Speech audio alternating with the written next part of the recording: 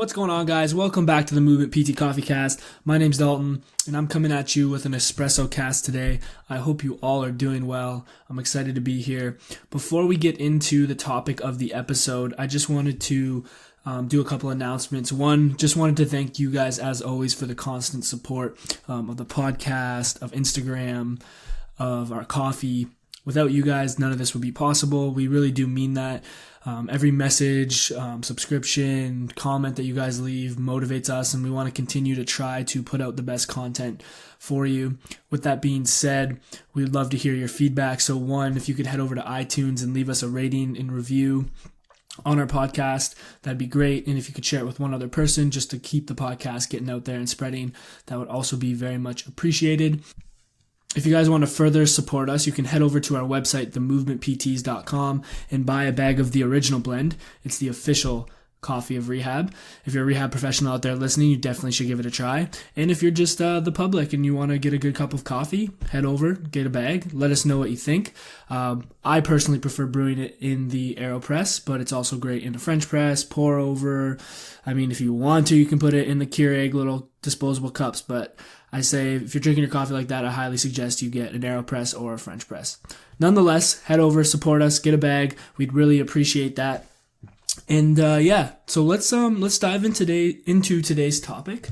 So I want to just bring up a little case that came up in clinic for myself with one of my clients, and just talk a little bit about what I learned from that scenario.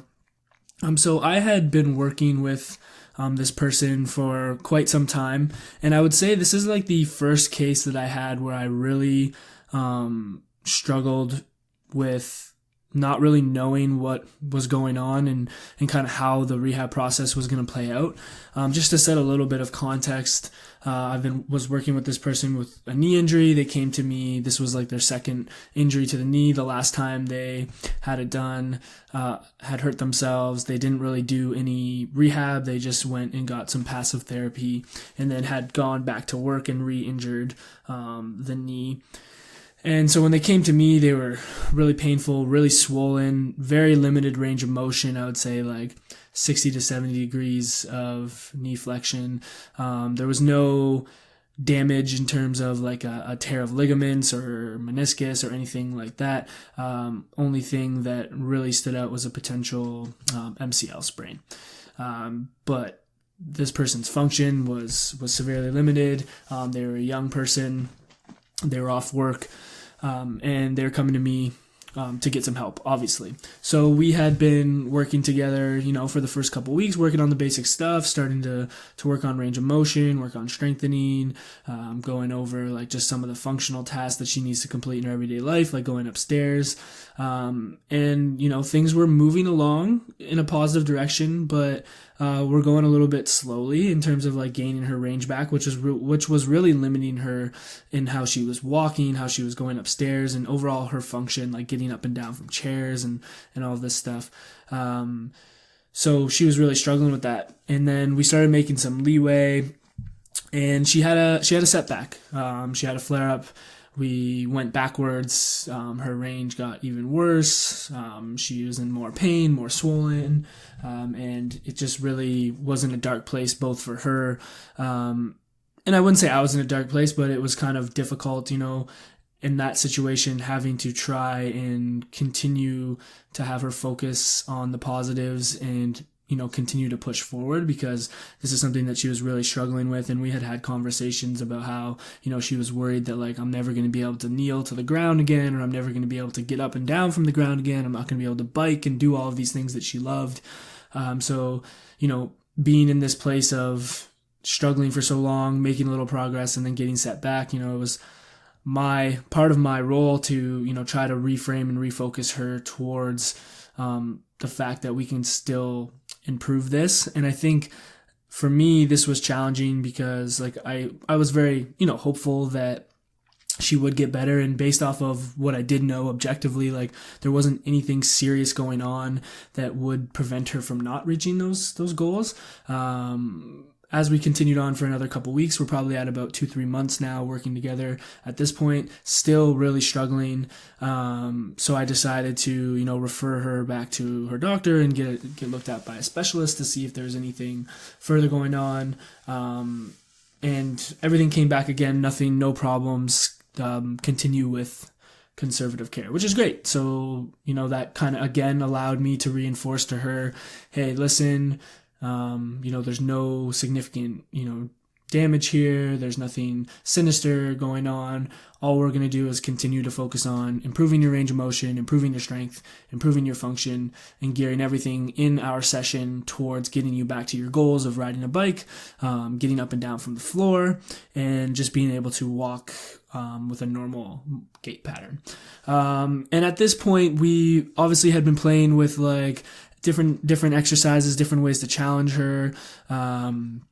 We've been working on balancing her volume and load. So like she was working a lot and that could be the reason why she was still swollen. So we were playing with like having her take, breaks or take time off work, which she did end up doing, herself. She ended up saying like, I need to take time off to be able to focus on this, which I was very impressed with.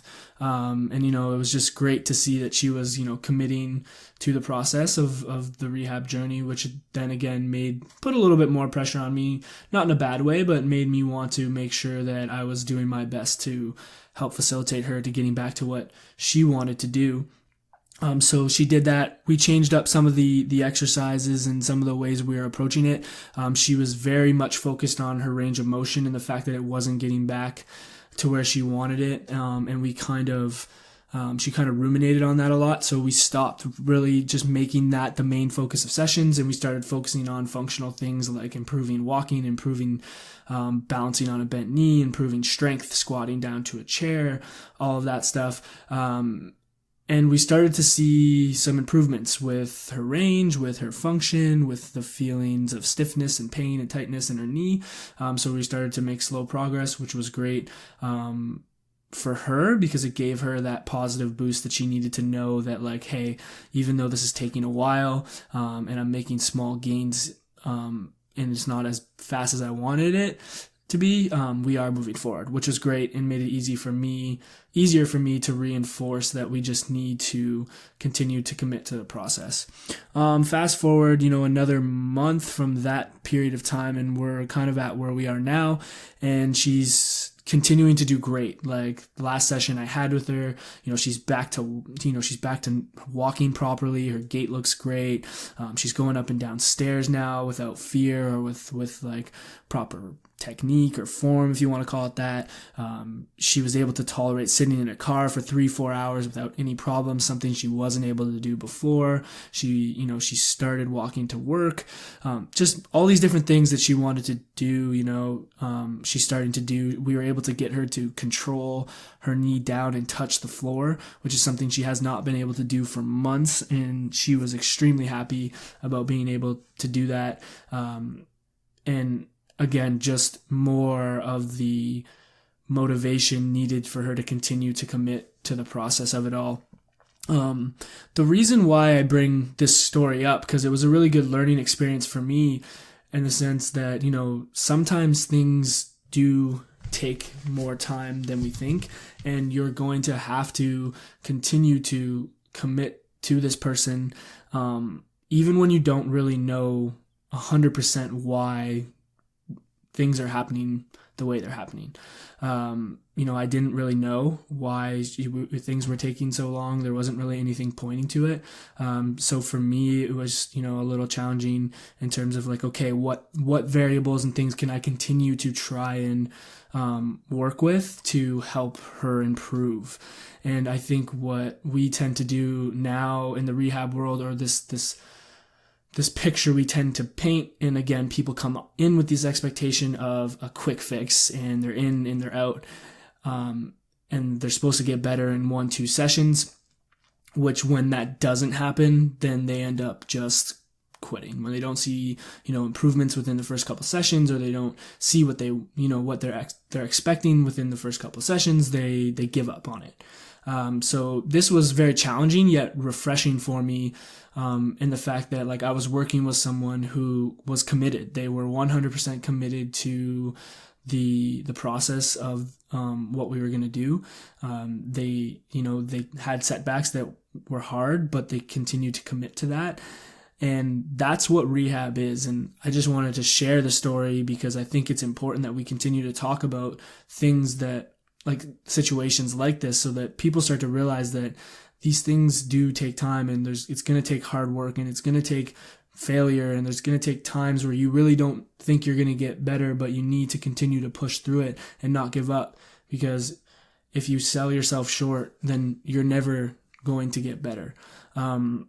And that kind of leads me into this quote that I recently just had a conversation with one of my good friends and a mentor, Will Hogendorn, and he mentioned this quote, and it really struck me on many levels, like even for myself. It was this idea of staying consistent when the program is not fruitful. And this can be not just related to rehab or, strength program. Can be even related to life. Like, things are not going to go as planned all the time. There's going to be hard times. There's going to be times of success and happiness. But in the end, you got to commit to the program when it's not fruitful, when it's not the best circumstances, when you don't want to go in and do the exercise, when you don't want to commit to taking time off of things that you want to do, or managing volume or managing load or whatever it is. Those are the times where you need to dig in and stay consistent. And I think we've, perpetuated this society of like, if things don't happen right away, then I'm giving up and I'm moving on to the next thing. And that's just not helping anyone. So I just hope that we as a profession, as physiotherapists, as people that are, interacting with people on the daily, that we continue to push this idea of staying consistent to the program, committing to the process, not looking for quick fixes, reinforcing that sometimes we don't really know what's going on or why you're reacting this way, but we're going to continue to try things, manipulate variables, and continue to do things in clinic or in the gym that are going to get you back to the things that you love. And I think if we continue to push that to the public, then people are going to come in to see us with a better expectation, and we won't be fighting from a crappy standpoint right off the bat. Yeah, so I think I'm going to wrap it up there, guys. Keep it quick, about 12 minutes. I hope, that makes sense and you guys took a little bit away from it. As always, I would love to hear your feedback. If you have a story of when you had a difficult, challenging situation where you had to, have someone, again, commit to the process or reframe things. And I would like you to share it with me, because it helps me, know that I'm not the only one out there that struggles with this at times. And I think, again, as we tell more of these stories and we put these things out into the public's eye and we create this understanding of how the rehab process is supposed to be, and that it's not, sunshine and rainbows all the time, I think we can start helping more people. So thank you for listening, guys. If you want to follow us on Instagram, Twitter, or Facebook, you can search at the MVMTPTs and give us a follow. If you want to send us an email, you can send us an email, themovementpts@gmail.com. Again, if you like this episode or any other episode that we've put out, please share it with one other person. Like, subscribe, leave us a review on iTunes. And again, guys, if you want a bag of the original blend, please head to themovementpts.com, get yourself a bag, get it brewing, and let us know what you think. Peace.